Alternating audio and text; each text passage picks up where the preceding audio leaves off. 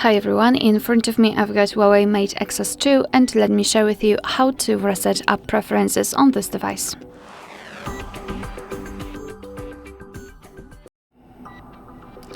So let's begin with opening the settings, and here in this left section we have to scroll and find apps and services.